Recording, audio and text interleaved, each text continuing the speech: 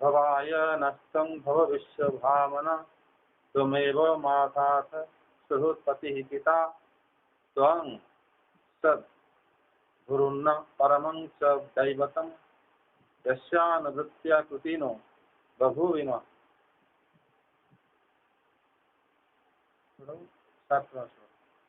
विश्व भावन, आप ही हमारे माता सुहृदय स्वामी और पिता हैं।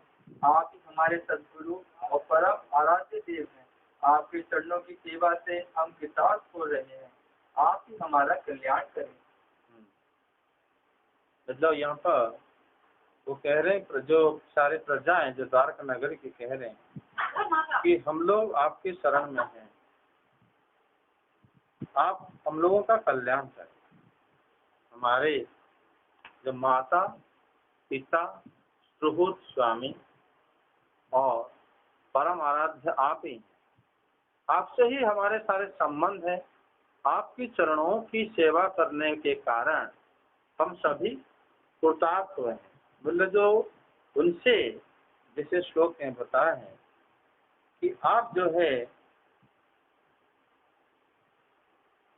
हम सब कृतार्थ क्यों हैं, क्योंकि आप आपके चरणों की सेवा करने के कारण हम सब कृतार्थ हैं। यहाँ पर जो प्रार्थना कर रहे हैं, आप हमारे पिता माता सुहृद स्वामी, ये जो संबंध उन्होंने बताए हैं, ये सारे संबंध जो है रागानुगा भक्ति है।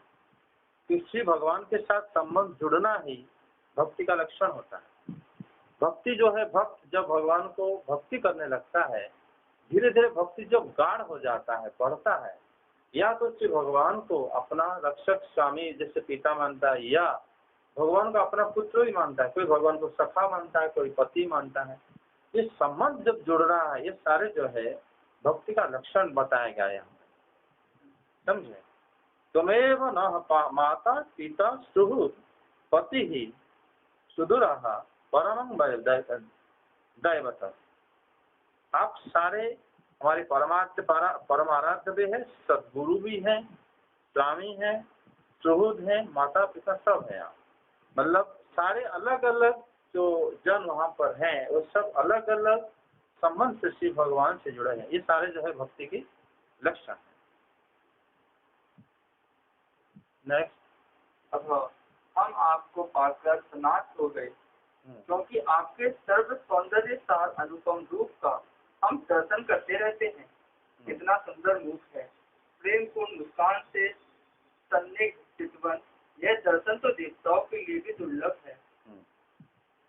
मतलब यहाँ पर बता रहे हैं कि इसी देवताओं को भी मिलना कठिन है, ऐसे आपको प्रेम पूर्ण मुस्कान से आपको हम जो दर्शन करते हैं, ये हमारी सौभाग्य।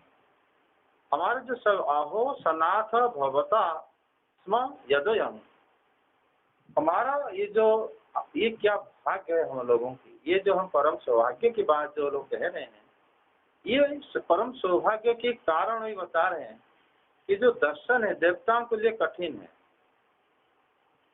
समझे। क्योंकि देवता लोग भी भगवान को दर्शन नहीं कर पाते। देवता द्वारका नगर कभी कभी आते हैं, लेकिन श्री हरि को दर्शन पूरा नहीं कर पाते। जैसे सूर्य देवता द्वारका नगर आए थे, जब अपनी बेटी की शादी हुई तब आए थे वो, जो ये कालिंदी की जब शादी हुई। इंद्र भगवान इंद्रदेव भी तब आए थे जब भौमासुर की बारे में बताना था उनको श्री भगवान को। बहुत कम समय के लिए उन्हें मिल पाते हैं, लेकिन ये लोग हमेशा मिलते हैं। श्री ब्रह्मा जी सारे देवताओं को लेके भी आए थे। श्री भगवान की जब दसम स्कंद से वर्णन है, भगवान जब लीला सांग करना था और प्रकट करना था, उसी समय श्री ब्रह्मा जी आए थे। बाकी सब मतलब देवताओं को, इसलिए यहाँ पर कहा गया है जो दर्शन देवताओं के लिए भी कठिन है, वो हमारा क्या सौभाग्य है। इसमें जो है अपना भाग्य को लोग सराहना कर रहे हैं। लोग कह रहे हैं कि हमारे जो स्वामी हम लोग के परम सौभाग्य है, क्योंकि आपको हम दर्शन कर पाते हैं इस रूप को, जो देवताओं के लिए भी दुर्लभ है। आगे, कमल नयन श्री कृष्ण, जब आप अपने बंधु बांधवों से मिलने के लिए हस्तिनापुर अथवा मथुरा चले जाते हैं, तब आपके बिना हमारा एक एक क्षण कोटि कोटि वर्षों के समान लंबा हो जाता है। आपके बिना हमारी दशा वैसी हो जाती है जैसे सूर्य के बिना आंखों की।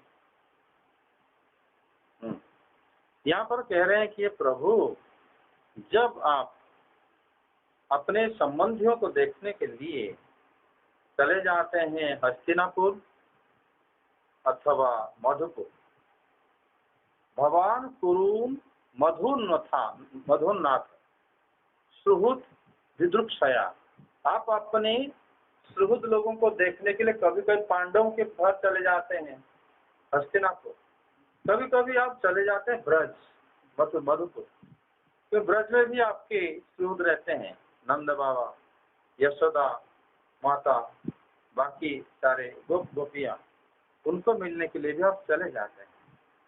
और जब चले जाते हैं तो हम लोग का एक एक क्षण इतना मुश्किल होता है, और जिससे सूर्य के बिना आंख बेचैन हो जाता है। जैसे मान लो कोई भी मतलब रोशनी ना हो, लाइट ना हो, दिया ना हो, कैंडल ना हो, गैस ना हो, और सूर्य की रोशनी भी ना हो, पूरा अंधकार में जैसे आंखें रहते हुए हम तरसते हैं कि आंखें होते हमारा कोई फायदा नहीं है, कब प्रकाश दिखेगा तो हम कुछ सामान देख सकते हैं, अपने आप को भी देख सकते हैं।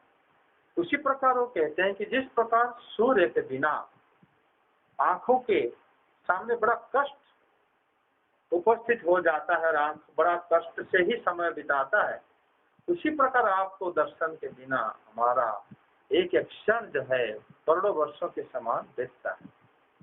लेकिन इस श्लोक में एक अच्छा इंफॉर्मेशन है, वो ये है कि आप जो है वृंदावन जाते हैं। ये बात इस श्लोक में भागवत में इसी जगह में ही वर्णन किया गया है और किसी श्लोक में नहीं है। क्योंकि श्री भगवान जब द्वारका नगरी आए थे, ये जो प्रवेश की बात वर्णन कर रहे हैं, इसके बाद श्री भगवान जो है द्वारका नगरी की उसके बाद लीला को उन्होंने संग कर दिया था। कुरुक्षेत्र युद्ध के समाप्ति होने के बाद श्री भगवान द्वारका नगरी आ गए थे। उससे पहले, इससे ये पता चलता है कि इससे पहले ब्रज लीला जो नंद ग्राम, जहाँ पर बरसाना धाम या वृंदावन में जो भक्त भगवान के रहते हैं, उन लोगों को भी लीला उन्होंने अप्रकट कर दिया था। तब इन्होंने कहा था कि आप उनसे भी मिलने गए थे। मतलब ये जो लीला है शिशुपाल दंत वक्र बद्ध की पश्चात की लीला है ये सब। इसलिए यहाँ पर जो द्वारकावासी प्रार्थना करते हैं कि आप मिलने के लिए वृंदावन जाते हैं, तब हमारी एक एक क्षण जो है करोड़ों वर्ष के समान बीतता है। इसका मतलब कि भगवान उनको वृंदावन गए थे, जो कि भागवतम में दशम स्कंद में वर्णन नहीं है ये बात, एकादश में वर्णन, लेकिन यहाँ पर वर्णन है। क्योंकि सुद गोस्वामी पहले अंतिम लीलाएं वर्णन कर रहे हैं, फिर आगे चल के फिर धीरे धीरे भगवान की पहला की लीला होगा। आगे भक्त वत्सल भगवान श्री कृष्ण प्रजा के मुख से ऐसे वचन सुनते हुए और अपनी कृपामयी दृष्टि से उन पर अनुग्रह की वृष्टि करते हुए द्वारका में प्रविष्ट हुए। मतलब उन्होंने जब इति चोदिता बाच प्रजानंग भक्त वत्सल सुनो तो अनुग्रह दृष्टवा, जब उन्होंने सुने इस प्रकार बात को सुनते हुए भगवान ने क्या करे, अपनी दृष्टि से द्वारा सब पर कृपा करते हुए अपनी नगरी में प्रवेश करे। मतलब भगवान जो कृपा करे सबको, सुनो तो अनुग्रह दृष्टवा, भगवान जो सबको देखकर अनुग्रह कर दिए, भक्तों को देखकर। क्यों अनुग्रह करे? क्योंकि भगवान जो है ये सुने कि ये जो भक्त हैं हमारे, ये भी जानते हैं कि मैंने ब्रज गया था, और ये भक्त ये भी जानते हैं कि ब्रज का जो भक्त होते हैं, भक्त ब्रज में मेरा जो निज जन रहते हैं, वो भी मतलब सबसे उनका जो मेरे साथ जो संबंध है, ये बात को ये लोग जानते हैं, कौन? द्वारकावासी। और भगवान जब सुने अपनी ये सारे लीला का था, सुनते हुए उनको कृपा दृष्टि करते फिर द्वारका नगर में प्रवेश करे। तो ये लोग ज्यादा श्लोक नहीं, 4 श्लोक में श्री भगवान को स्तुति करे। इसी श्लोक से श्री भगवान की अपने विरह की दशा बताए और भगवान ब्रज क्यों गए थे वो बात भी बताए और ये भी बताए कि किस प्रकार अपनी कल्याण चाहकर ही हम आपको वंदना कर रहे हैं, ये भी उन्होंने बताया। आगे, जैसे नाग अपनी नगरी भोगवती की रक्षा करते हैं, वैसे ही भगवान की वह द्वारकापुरी भी मधु, भोज, दशहा, आरा, सुकुर, अंधक और वृष्णिवंती यादवों से, जिनके प्रकार प्राकर्म की तुलना और किसी से भी नहीं की जा सकती, सुरक्षित थी। हाँ, तो यहाँ पर जो कह रहे मधु, भोज, दशहा, कुकुरांधका, वृष्णि भी आत्मतुल्य बलेर गुप्ता। यहाँ पर आत्मतुल्य शब्द का अर्थ ये है कि जो लोग द्वारका नगरी में रहते थे, द्वारका नगरी में मधु, भोज वंश, दशार वंश, अरह वंश, कुकुर वंश, अंधवंश, यदुवंश सब रहते थे एक साथ। द्वारका नगर बहुत बड़ा नगरी है। द्वारका नगरी मान सोचो कि हमारा जो भारतवर्ष जैसा ही एक देश बना था अंदर, क्योंकि वहां पर कितने करोड़ों लोग रहते थे। अभी भारतवर्ष में हमारा 125 करोड़ लोग रहते। उसी समय उनके जो दसम स्कंद में आएगा, जो वर्णन हुआ है, खाली इतना टीचर थे उनके पढ़ाने के लिए उतने लोग जितना हमारे भारत लोग। तो सोचो कि कितने बड़ा एरिया था द्वारका नगरी।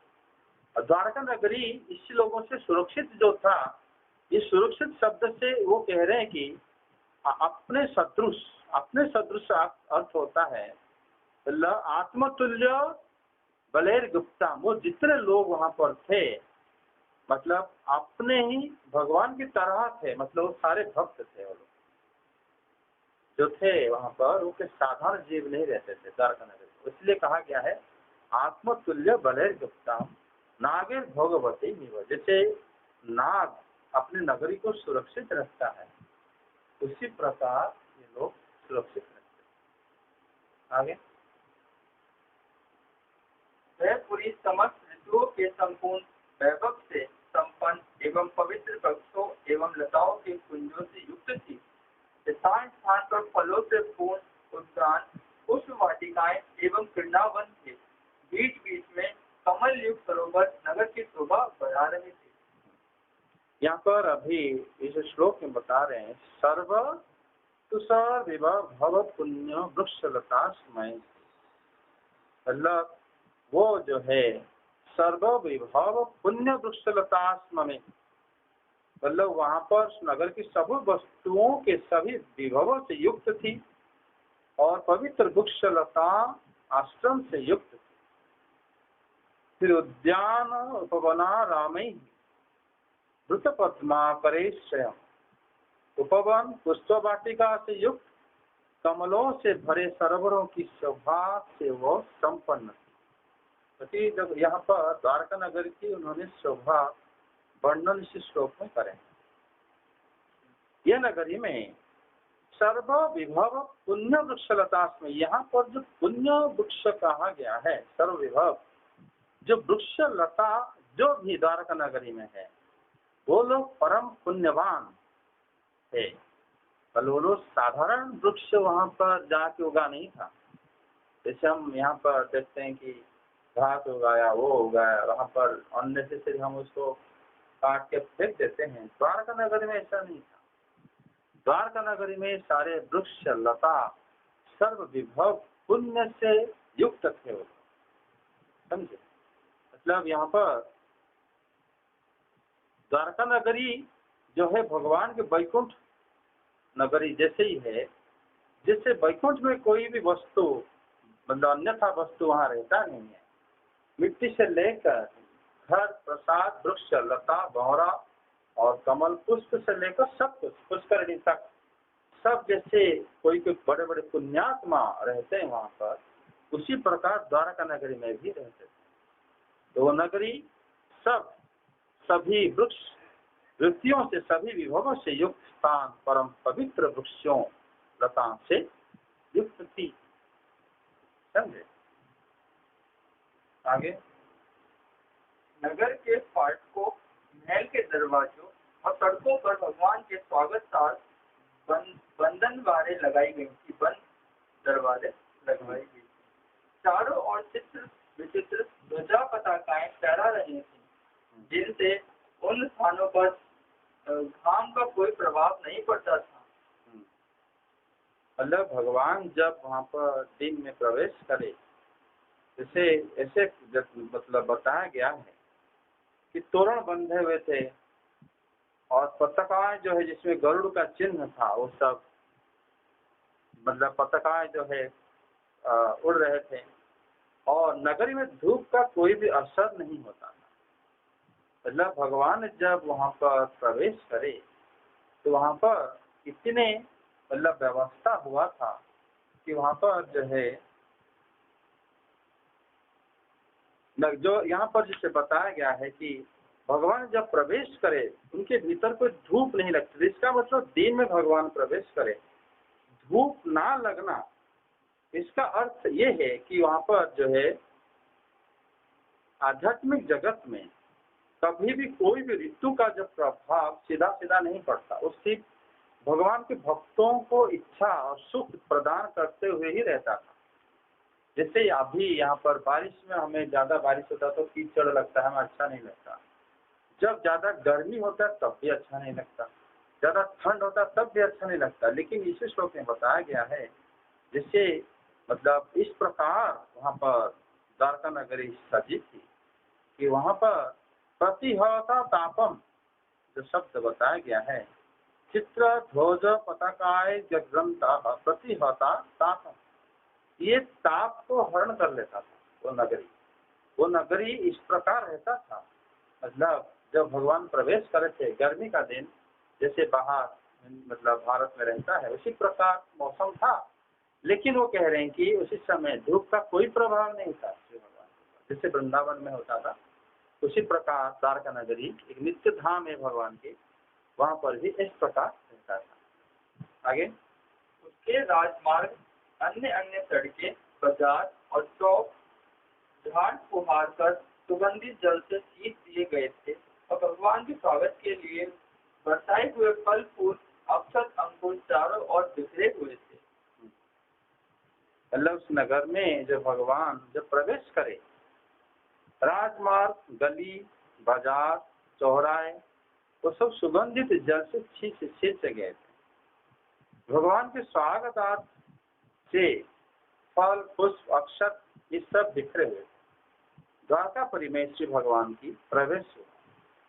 मतलब जैसे यहाँ पर इस प्रकार वर्णन किया गया है कि द्वारका नगरी में जो संभाजित महामार्ग रक्षापण पचत्वराम, मतलब उसी जगह में सुगंधित जल सींचे गए, राजमार्ग सब साफ सुथरा, सिक्तांग गंध जले रुक्ताम फल पुष्पाक्षतांग परे, और जो ये जो मतलब कहा गया है कि ऐसे मतलब साफ झाड़ बहार कर और सुगंधित जल, जैसे मान लो हम घर को साफ करके अगर इत्र लगा देते हैं या खुशबूदार चीज लगा देते हैं तो घर महकता है, उस प्रकार गली को कहा गया था। उसका मतलब ये नहीं कि जब भगवान आए तब करे थे वो, इस प्रकार जब आए श्री भगवान जब गली में जब मतलब भगवान राजमार्ग में प्रवेश करे उसी समय उनका स्वागत अर्थ में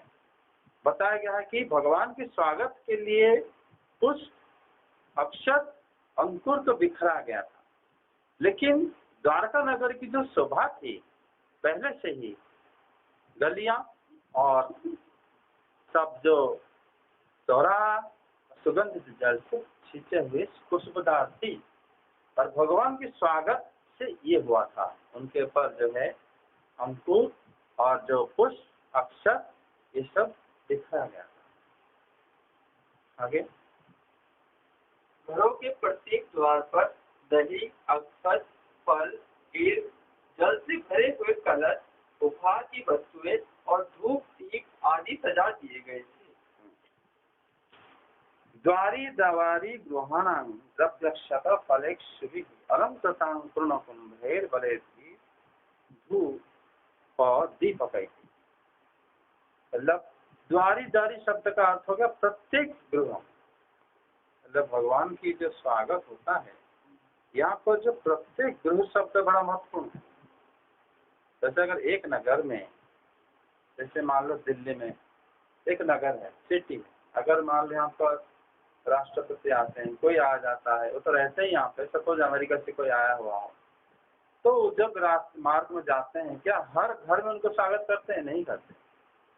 जो लोग उनसे पैसा खाए होंगे या रोज जो उनको कुछ मिला होगा, वो खड़े होके और मतलब गवर्नमेंट की तरफ से पैसा खुद खर्चा करके वो मतलब बाहर सब मतलब अरेंजमेंट करते हैं कि किस प्रकार हमें स्वागत करो।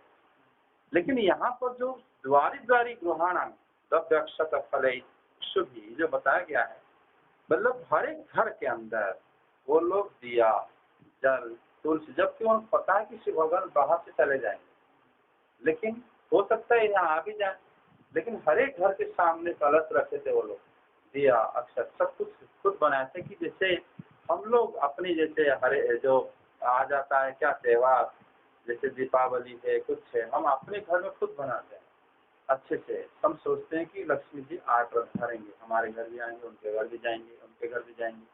उसी प्रकार श्री भगवान को हर एक घर वाले जो है द्वारी द्वारी गृहाणां च द्रव्यक्ष, वो सारे घर के अंदर वो लोग क्या करते थे ना, भगवान को उसी प्रकार स्वागत करके प्रतीक्षा कर। इसका अर्थ वो जानते हैं कि श्री भगवान हर एक घर में आते हैं और हर एक घर के अंदर मौजूद हैं। द्वारका नगरी उन्हीं का अपनी नगरी है, इसीलिए वो लोग सारे लोग ऐसे स्वागत करे थे। ऐसा एक भी लोग नहीं था जो मतलब आलसी के कारण रहने दो, सब लोग तो कर रहे, मुझे क्या जरूरत है, सब लोग करे थे। इसीलिए यहाँ पर बताया गया द्वारी द्वारी गृहाणां च द्रव्यक्षत फलेषु। कितना हुआ? 15 तक हुआ।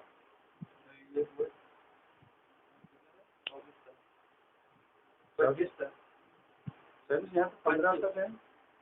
हाँ 15 तक।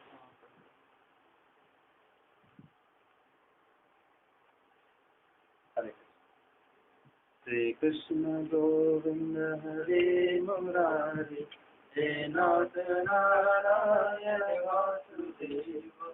श्री कृष्ण गोविंद हरे मुरारी, हे नाथ नारायण वासुदेव।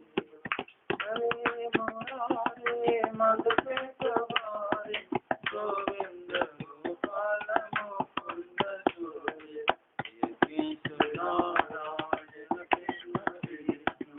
निराश्रया मां जगदीश्वर, कृष्ण गोविंद हरे मुरारी, हे नाथ नारायण वासुदेव। श्री कृष्ण गोविंद हरे मुरारी, हे नाथ नारायण वासुदेव। हरे कृष्णा कृष्ण कृष्ण हरे हरे, हरे राम राम राम हरे हरे। हरे कृष्ण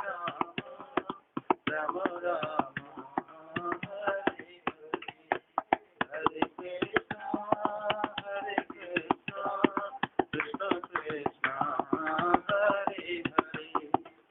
हरे राम राम राम हरे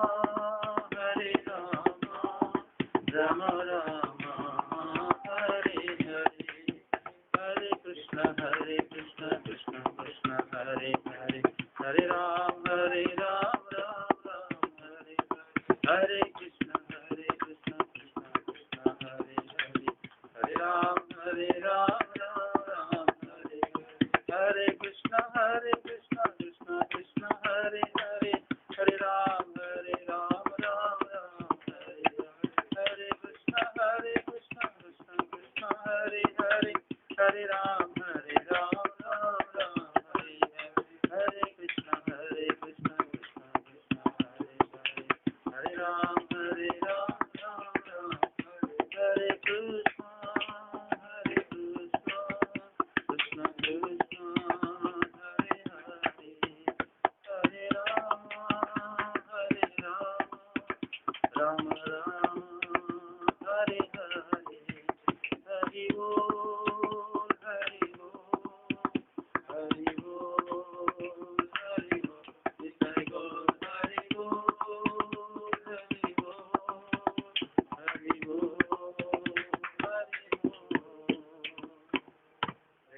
श्री भागवतम की जय, श्री सिद्ध गोस्वामी जय, कृष्ण महाराज श्री सद्गुरु गोस्वामी समगाल ऋषि वृंद की जय, द्वारका नगर की जय, द्वारका नगर वासी वृंद की जय, जय जय श्री भवन साई भक्त वृंद की जय, साई देव धर्म की जय, जय जय श्री राधे।